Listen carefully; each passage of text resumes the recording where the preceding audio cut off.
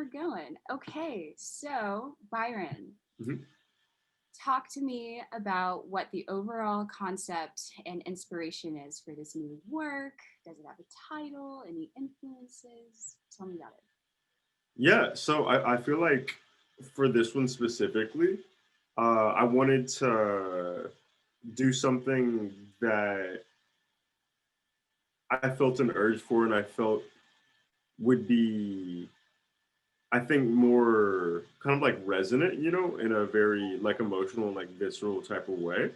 Because I feel like through like all of college and like through like a lot of just what I was kind of getting like burnt out about musically, was like everything being very like either like concept heavy or academic or like just divorced from the actual like emotion of the music. And like I even noticed like I think it was like a month or so ago, like the way that I like listen to music and like even like making music is just from a more like heady place. And not to say that that's always bad, but it felt bad for me because I noticed that like just music didn't hit like when I was like 12. So I feel you. yeah, like, I'm trying to like just return to that place, and I feel like this was like a step towards that. Hmm. Good.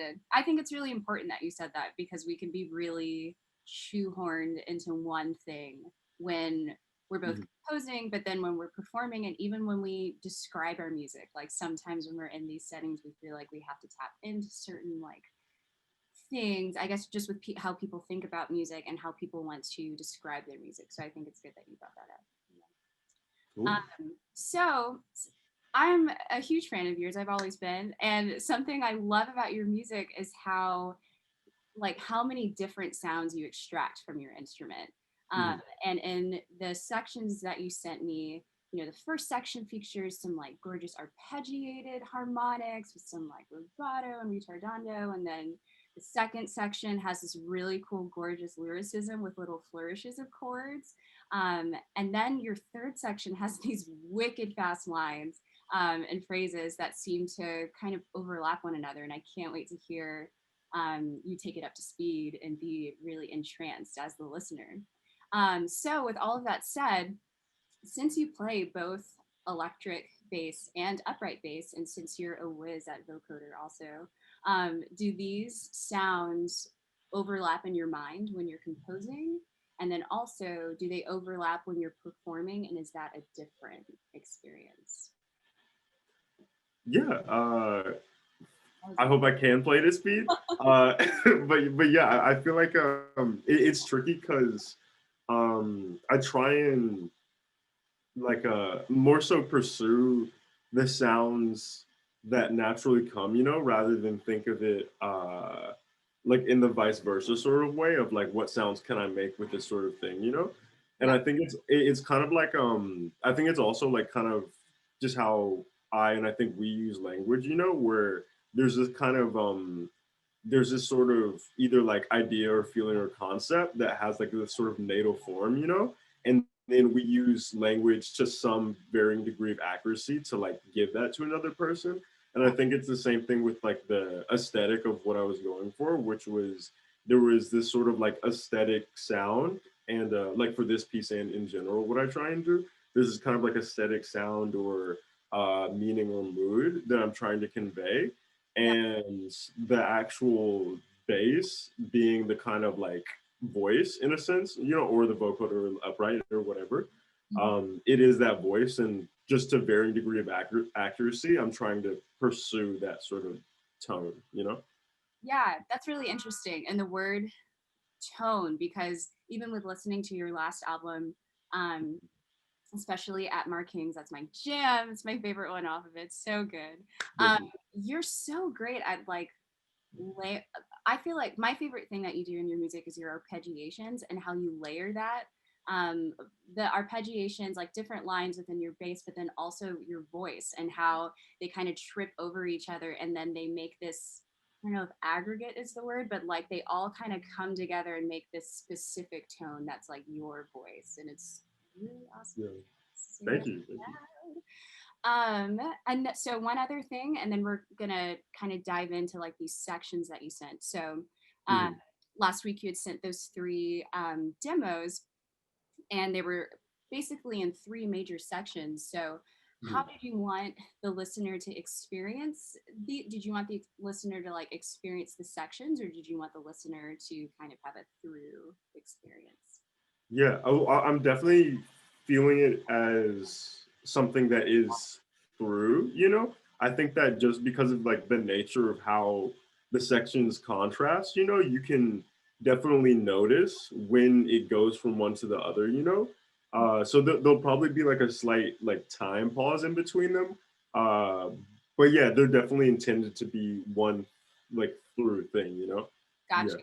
Yeah, Mhm, because as I was listening, there's one part in the beginning of your arpeggios that you bring back in the end, but it's in mhm, this new way. So it's kind of a cool circle that you made, with a lot of yeah. cool stuff in between. So nice. So next, I wanted to ask you maybe if you could take us through your music, what your process was with composing, Mhm.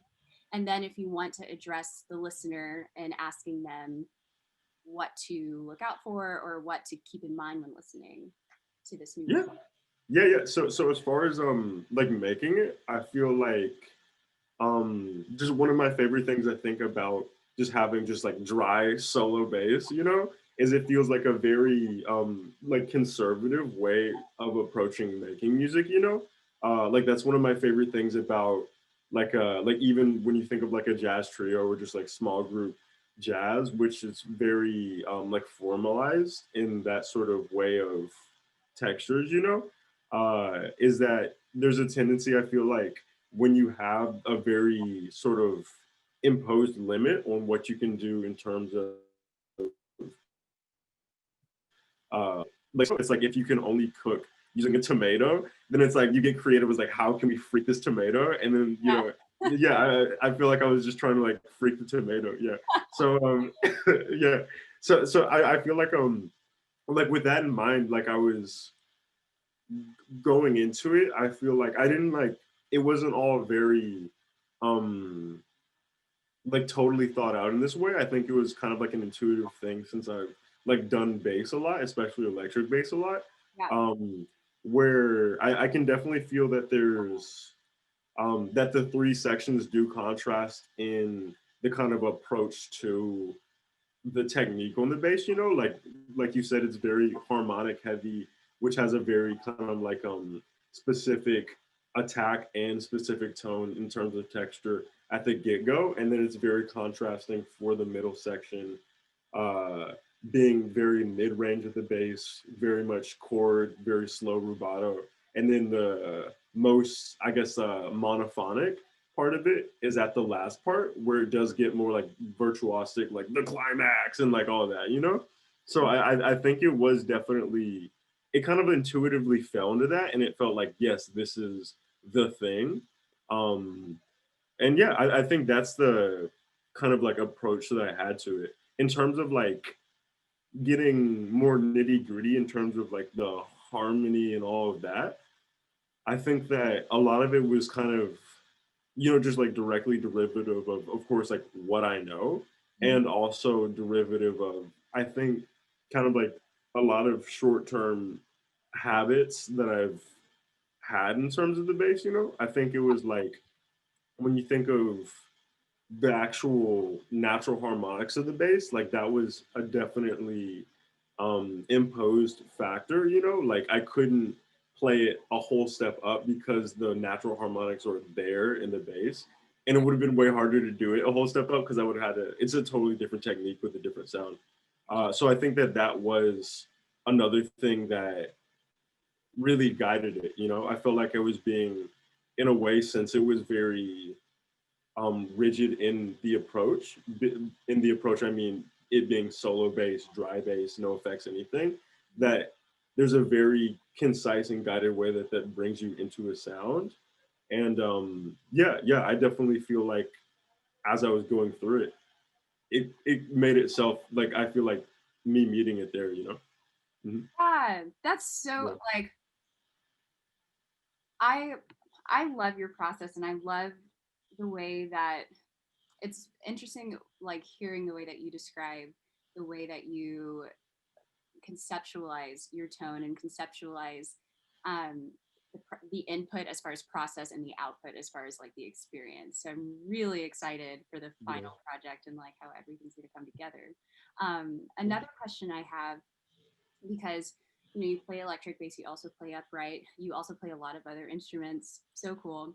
Um, so in your repertoire of playing, are there certain strengths that or certain things that are specific to the electric bass that you wish could also be considered for the upright bass, or like wish could just be a norm in the upright bass and then vice versa?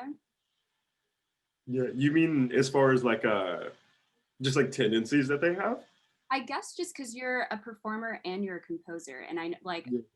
with coming when you were playing with OG Garden when we were freshmen, and then also just seeing you play, you're very virtuosic, and like your knowledge and your musical influences are so present in your music. So as a composer and a performer, I guess in the repertoire that you see and then also what you create, are there certain characteristics, I guess, of the electric bass that you wish could be more present in upright bass as far as playing or as far as the piece like repertoire that you see, and then vice versa? Sorry if that's a complicated Yeah. question. No, no, yeah, that's clear. That's clear. I feel like I don't, nothing I think really urgently comes to mind as far as uh like the physicality, and how that would transfer, because um I think it is special how the differences really shine, even when you're the same person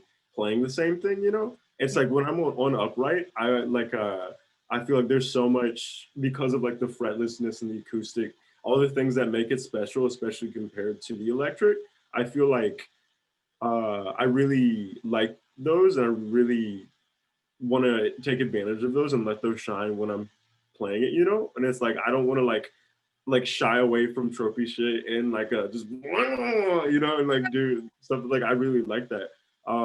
I think that if there was anything that I think I would like to see differently, as far as like the approaches to each, I think that it would be because of the fact that people tend to be in a certain like box when they play a certain thing. I Mhm. think that it's interesting that the box is really more so imposed by you mentally, and I think that it really feels like this type of thing where your own approach to something, since it is so guided by how you approach that thing, not to the thing itself. Mhm. I think that I would hope that in the future, like bass player culture would be more so like have a bigger variety of our approaches to it. Yeah. And even being in this type of thing, like I feel like one of the most insightful sort of things that I heard from other bassists and other people like going to UNT was the fact of a lot of people would change their playing by kind of like putting on their skin like an actor does, being like, okay, right now I'm gonna be Dizzy Gillespie. Yeah. And then once you get in that mode, it totally influences like an actor, like how you behave, how you express yourself. And I think that honestly that feels like the biggest thing that I feel like people like as basis we could shine more as is being able to have like not being able to like take off this hat and like put on just different hats, even if the hats don't feel like normative or like it would uh be like socially accepted or go with the social like status quo. Yeah. Yeah, totally. And like Yeah. everything you said is directly represented in your music. Like there, it's almost like putting, with the hat analogy, putting all the feathers in your hat instead of trading hats, you know? Yeah. I think that's powerful. And that's why I really wanted you on this set, because I think, you know, allowing us to really open up our listening as performers and composers, but also um, process. I think that's so important to acknowledge when we're creating this new music, and then you contributing to this to bass repertoire, because I think like you adding this electric music to this BPVC thing, but then also in general to like bass repertoire, will really allow people to kind of open up and consider all of their possibilities. And then also, as you were saying, like fretless versus having frets, like even feeling that physically, like thinking about it and feeling that is really important too. So I'm really glad you said all of those things. Yeah. Thank you.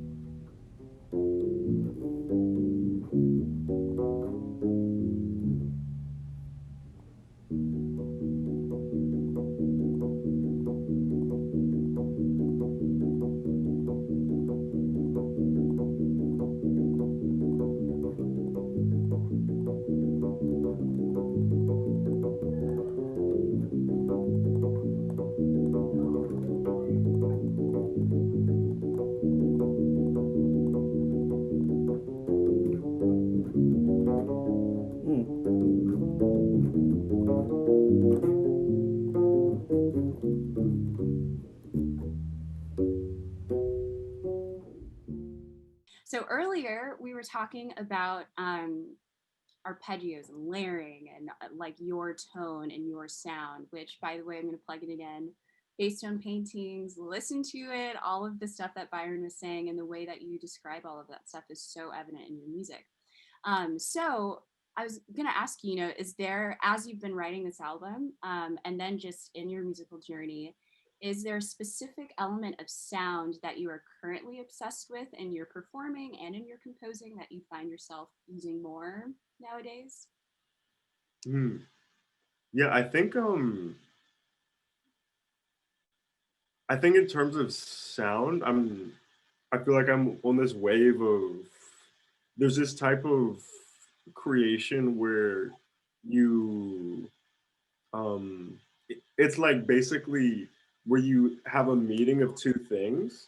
And I think that it's interesting because with music, since it's so like just culturally and humanly associative, you know, it's like you can think of like when you hear a saxophone, you don't just think "Wah," you think jazz, you think like your uncle, you think like Black America, you think 1960s, you know, it's like there's so much that's loaded for better or worse in that one sound. And I think that it's been really fun to really dive into that world fully. And it seemed like a lot of things in terms of how we associate culture in terms of music. It's less tied to a direct harmony. I Yeah. think in our like current like last 100 years, you know, it seems very much tied to the actual like timbres of the music.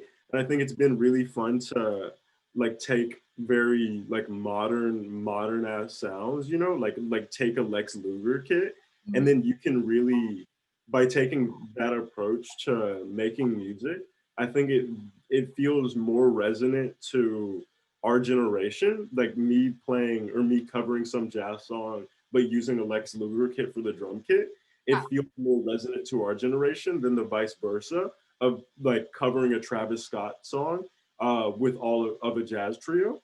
Not to say that like the like you know postmodern jukebox, not to say that that style of music and covering isn't dope, but I think it feels more referential, like we're like pointing at that generation, like hey, rather than bringing a new generation into ours. And I think that really speaks to the dominance of timbre and how it influences culture.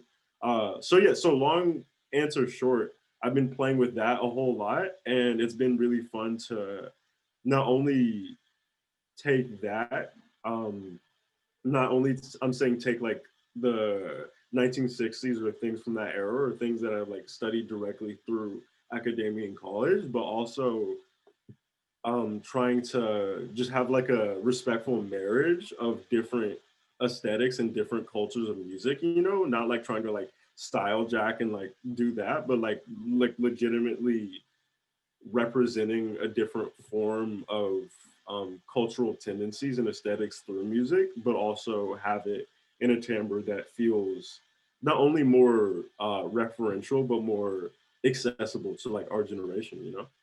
Hell Yeah. yeah. And I liked what you said about um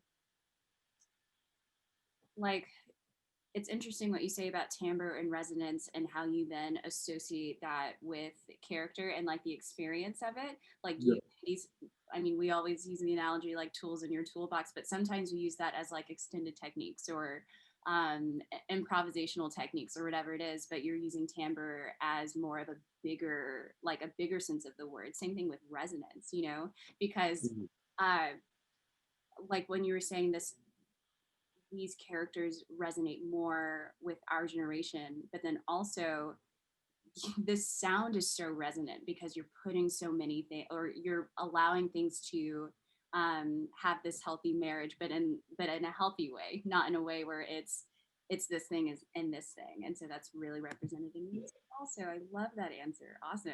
Thank you. Yeah, I feel like that's the hard part. Yeah, Making it sound like just tropey bullshit. Like yeah, really making it feel not only like legitimate but like respectful and also like clear. You know, that's the. I feel like it's way harder to actually get to that the level of refinement because it's easy to just like throw a trap drum kit and like da da da da, you know, and like do a cheesy jazz trio thing. But it's harder to make it feel legitimate, nuanced, all those things. You know. and I just think that lasts longer as far as the life of music, the life of that music that you create and the piece that you create, and the life that's breathed into that, you know. It's just thinking like I try to teach my dad how to play the bass. He wants to be Bootsy Collins really badly, but Yeah. he grew up like with the whole Motown 60s funk fusion, all of that stuff. But when I show him Thundercat. I know that's very basic right now, but like I showed him Thundercat and the fact because I feel like with him the way that he uses his electric bass, but then also all of his influences. Some of them are kind of Earth, Wind, and Fire. Some of them are him. Some of them are before and after and present with him. And like the lifespan of that music and the way it relates to all generations is a lot more resonant, as you said, by accessing timbre. And I that's really powerful. So I Yeah. Yeah. um, there's one other thing I wanted to ask you. So I'm really curious to know currently what your musical influences are, because as I was saying earlier, um, there are so many, you can hear your influences in your music. It's really awesome. And so I want to know if there's anyone you're influenced by currently, anything new you're listening to or practicing within your repertoire with electric bass or upright. Yeah, yeah. I think I feel like I've been on a general wave of trying to really get in root in my person, you know, like Yeah, a whole bunch of more like modal sounds, more things that sound like they're very distinctly true to this body of harmony, you know, yeah, that doesn't, it might shift in terms of the like foundation of the harmony, or it might shift very subtly in how it expresses that harmony. But I really like things like I've been listening to groups that are like Petros Greek Ensemble, where it's very much like folk, Greek folk, where you hear yeah. like sounds like crazy. It's really, I think it's really cool that it's really, it's not any less like emotive or like visceral, but it doesn't like jump, especially compared to like jazz or compared to like a different, really just like bang bang bang up tempo like harmony shifting things. It feels very like resonant, and I think that like I like listening to things like that. Like there's been a lot of, I've been digging into like Nigerian music that's like I mean Fela Kuti. I think it's because I took this genetic test and it was like mostly Nigerian was God. the yeah, yeah. I mean it's a mix. It was only like 30% Nigerian, you know. Yeah. But like that was like the dominant ethnicity. So then I was just like, oh, let me look up all. Yeah, so like I like Fela Kuti or like earlier, like different more folk stuff, like a lot of djembe stuff, like just what I can find on Spotify. Like there was this artist named Fode Bangora. Uh, I'm not sure if I'm pronouncing his name right. I hope I am, but yeah, but it's just generally very disparate, but very like heritage based sounds. I've been listening to a lot.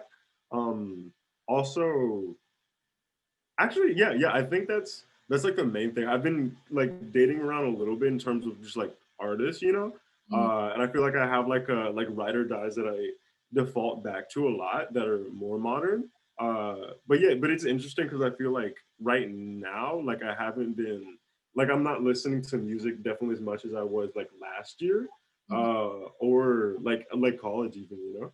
Yeah. That's interesting. Do you feel like it's because you're creating more, or like you have this, you're realizing your sound, and so you are making that sound? Do you think? No, I'm creating Lister. It's crazy because I think it's well I think it's I was kind of I felt like when I was coming out of college, like I noticed how much of like this kind of like just really like youth spirit, young grind capitalist energy that I was like exerting, you know, and like it was really like a like capitalist, really masculine, like go go go, make this shit, make this shit. For And it was cool to like ride that wave, but I feel like especially with it being like the era of COVID, like I had the most free time like I've ever had, you know? And it's like I think really digging into that and like really digging into like parts of myself that aren't tied to just my own like individualistic advancement in society and not tying it into some sort of like capital motive or like extrinsic value system. It's like I've had time to pull back and not only like I think broaden what I enjoy, but also just like feel things and explore things that you know won't make me money, but will have this sort of like internal sense of gratification that's not like tied to my profession, even you know.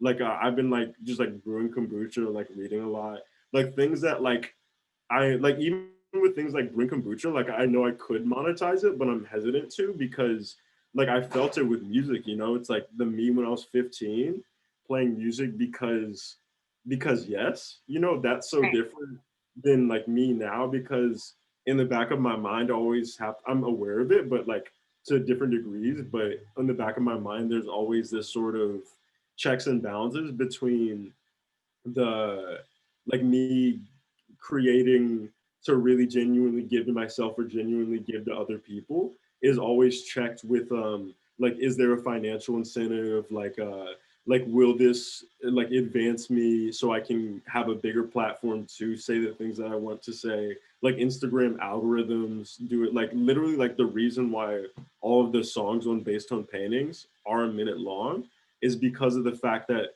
Instagram had that 1 minute video cap. It was before Instagram TV. Yes. Yeah, Oh, and I was like, I thought you were inspired yeah, by like Tierra Whack's latest that album. was another thing. Yeah, But yeah, that's yeah, really interesting. Wow.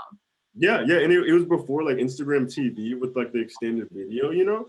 Yeah. And I was making it because I had this actual like big project that I was doing that was like more like just really like mid to long term songs, like basically like 2.5 to like 9 minute songs. Mm. And it was like it felt really it felt taxing to not have like a more interactive sort of thing where I can just like create for myself and other people more spontaneously and more directly, you know. And I was just like fuck it, let me just like I remember it was 4 a.m. when I made the first one. It was like let me just make this 1 minute song and just do some sort of like collage thing which I'm into too, and Yeah. like put it out, you know, just like say things that are more immediate about things that I care about, you know. Yeah. Yeah. I'm so happy. It's funny how like the things we choose to say out loud as musicians, especially when sometimes we're in um, different environments, different, boxes, whatever. And I think it's really important that you said that. And just as like a final note to our little collaboration, thank you so much for being with us. Um, Earlier you were talking about Well, I guess I'll just start with the word growth because growth eternal, you know. Um, Growth and like process and taking your time and process is like something I really get from you, especially when because I keep up with you on Instagram and as you're making your kombucha and stuff, like kombucha takes time, music takes time, growth takes time. Um, you were also saying earlier with like running and being grounded and running barefoot and stuff like that. Those things take time. And so I think all of those elements are so evident in your music because as I'm listening to your stuff, like I do feel like you're allowing your music to just take its time to be whatever it's going to be, versus what you were saying with like different genre, especially in jazz, like just hitting different things really quickly, really loudly in your face, or just like for a split second. And I think, especially in your latest album, each song just lets itself kind of unfurl, no matter if, it's really fast, really slow, really articulate, really more legato and kind of liquidy. I don't know another word for that, but you just allow your sounds to unfurl and either um, come together or stay different, and it's really cool. So I just want to say that out loud. Thank you, thank you. Yeah, it's funny. It feels kind of like reactionary in a way too. You know, it's like I feel like just how just like Instagram and all that makes me feel. You know, it feels so. I mean, that's like a whole conversation. You know, it's so loaded and it's so hectic. But it's funny because I feel like um before really I feel like I'm talking about it with people more now and like watching the social dilemma stuff like that, you know, which is crazy. Yeah, Yeah, yeah, yeah. But it's like I feel like even before I feel like I was taking more in or like outputting more about it, I felt like there was this kind of internal like pushback where it felt like in a sense, this feels pragmatic, this feels practical, and I have to do this as like an artist, especially in like post-COVID era where I can't interact with people as much directly. But like balancing that, like I felt like because it is so short term. Social media in general is like very short term, instantly gratifying, very like just like Vine energy, you know, where it's like bam, bam, bam, bam, bam, like all yanking for your attention and very, it like does stuff to the mind and it influences how you are when you're not on it. And I felt like I didn't really think about this too much consciously, but it felt reactionary of like me wanting to pull back from that, you know? Yeah.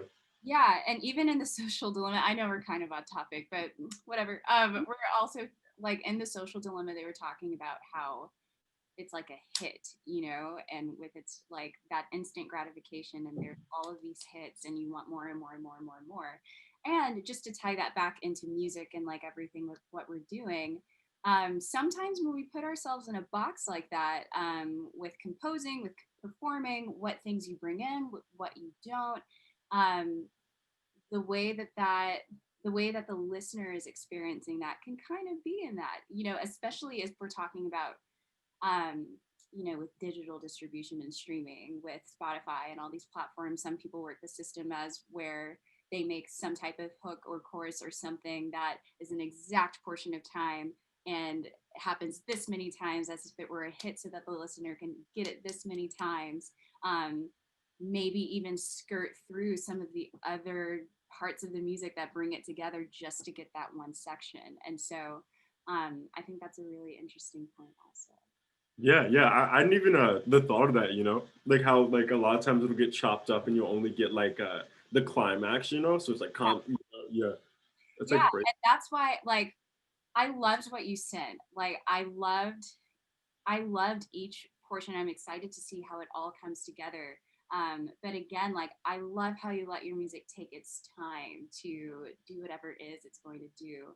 And you're able to access just so many different things that go outside of technique. It's, psychological, it's also emotional, in addition to resonance, timbre, using those things to access those psychological, mental, emotional things. So Yeah, yeah. You know, it feels right, you know, because I feel like in the like, there's always like a means to an end, you know, where it's like music is, it is in and of itself pleasurable, you know, but it's like there's also always some sort of motive and intention behind it, you know, and it's like I feel like it feels weird because I mean, like a lot of shit I've made has been like it's been like, oh, this idea is crazy, Yeah. but then like when the idea gets like lost in translation, you know, it's like if it doesn't like if it's only really that meaningful or resonant at all just to you, it's like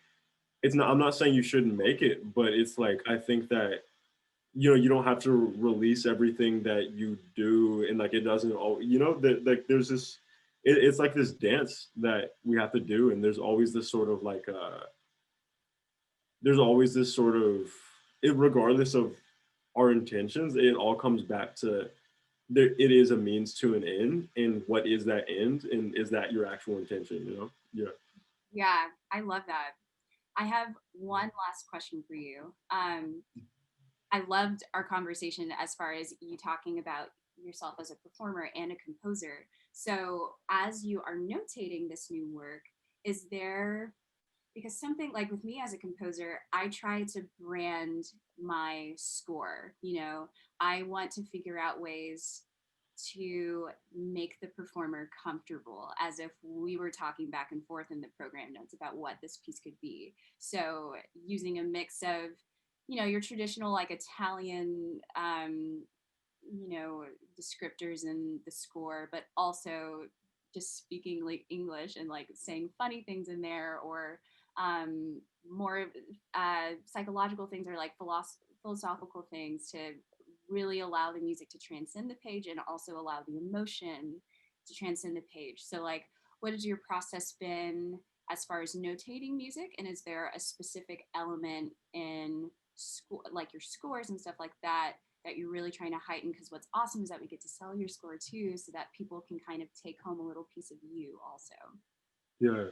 It's tricky because I feel like I have a tendency to like when I'm like either like explaining things or anything. I mean, like you could tell from this conversation, you know, like I want to be like really incisive for the sake of like clarity Yeah. and for the sake of really getting the entire 100% of the intention, you know. And it's tricky because with the score, there has to be some level of loss in translation and some level of interpretation that would be actually be beneficial, you know. It's Yes. because I feel like I don't want anyone to be 100% like me and like only rigidly be me while they're playing it, you know.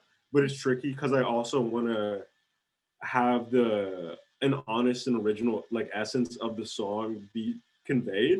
So Yep. it's like I feel like I'm like I remember like typing out the part one of it, and then when I looked at it back, I was like, "There's a lot of stuff I need to delete," because it was like some stuff is just like not concise. Like every time it would go like I think it was like 15, 22 VA for like the harmonics, you know, like Oh, instead of just being yeah. like harmonics, like notate, notate, notate, you know, Yeah. um, some stuff like that, and some stuff that yeah, I think that I want to like, especially after you're asking about it, it makes me think of like I want to go back and really be just like cognizant of like how I'm conveying what I'm conveying, you know, and especially because it's tricky because I feel like a lot of times I get kind of reactionary from just institutions in general because of the fact of like how I grew up, like always having to like wear uniforms and like it's Yeah.